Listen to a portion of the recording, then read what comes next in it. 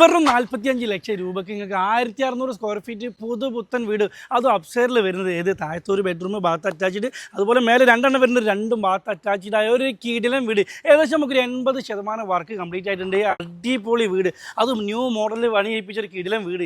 ഈ പണിന്ന് വെച്ച് കഴിഞ്ഞാൽ അടിയിടാനും പെയിൻറ്റിങ്ങും ബാത്റൂം ഫിറ്റിങ്സും അങ്ങനെ ചില്ലറ പണിയുള്ളൂ. ലൈറ്റിങ്ങും ഫിറ്റിങ്ങും വയറിങ്ങും ഒക്കെ കംപ്ലീറ്റ് ചെയ്ത് ഫുള്ള് നമുക്ക് നമ്മുടെ നിലമ്പൂർ തേക്ക് വെച്ച് പണി കഴിപ്പിച്ച ഒരു കിടിലൻ വീടാണ്. ഇതിൻ്റെ കറക്റ്റ് ലൊക്കേഷൻ വരുന്നത് നമ്മുടെ വയനാട് റോഡ് മൂയിക്കലില്ലേ, കോഴിക്കോട് വയനാട് റോഡ്.